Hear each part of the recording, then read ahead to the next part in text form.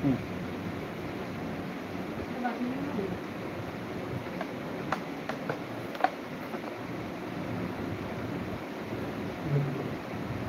যেগুলো নর্মাল যেগুলো ওই দেখো ওখানে এইটু বাজে রয়েছে না, ওটাই নিয়ে আসো।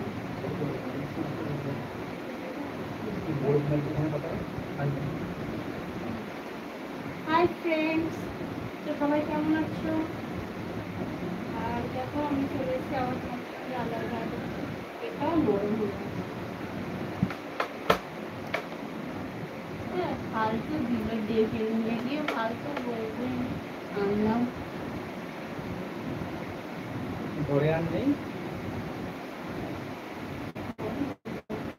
হোয়াইটটা যাচ্ছিল শেষ হয়ে গেছে, আমার কিছু নিয়ে হালকা শক্ত আছে, নরম হলেই কি পোকা লেগে যায়?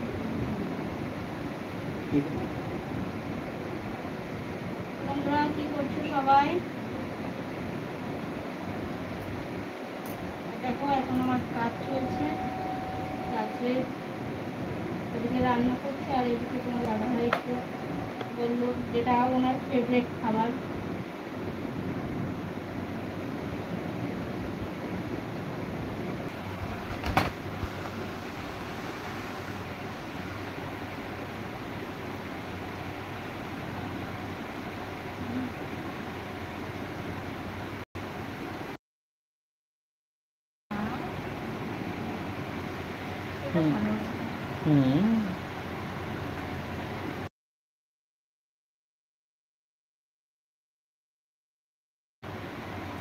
বন্ধুরা দেখতে পাচ্ছ এখানে আম কাটছি, আর এই আমটা হচ্ছে আমি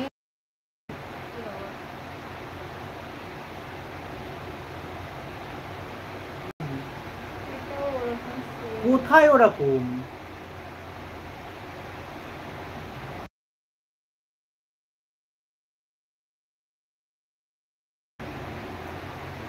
তো এই আমগুলো আনা হয়েছে, আমি কাল আগের দিন তোমাদের ব্লগ দিয়েছিলাম যে শ্বশুরবাড়ি যাচ্ছিলাম, তো ওখান থেকেই আনা হয়েছে অ্যাকচুয়ালি। ওখানে আমাদের পাশে যে কাকিমা আছে, তো ওনার গাছের আমি এগুলো, তো সেইগুলো এখন কাটা হচ্ছে।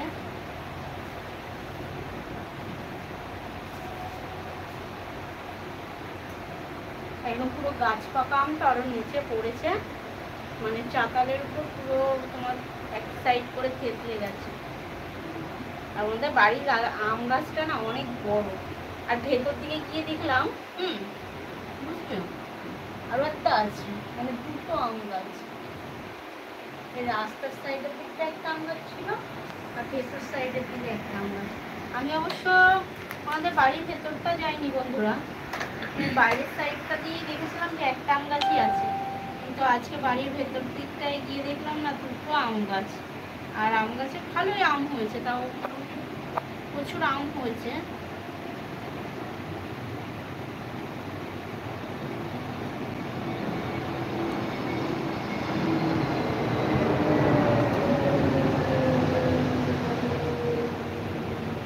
তো সেখান থেকে আমগুলো দিয়েছে, তো তার মধ্যে দুটো আম একটু নষ্ট, মানে নষ্ট না অ্যাকচুয়ালি একটু বেশি পেকে গেছে, তো এই দুটো খাওয়া যাবে না, কারণ ওর ভিতরে একটু নষ্ট হয়ে গেছে, আর এই দুটো তাও ভালো আছে দেখছি, কেটে দিবেন।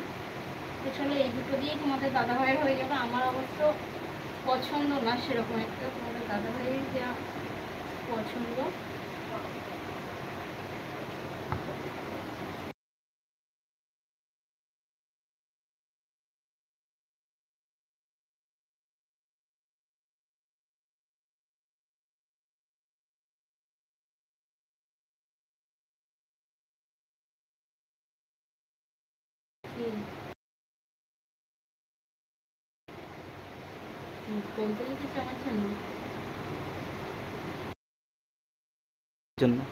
থ্যাংক ইউ এত সুন্দর একটা কবিতা লেখার জন্য আমার জন্য।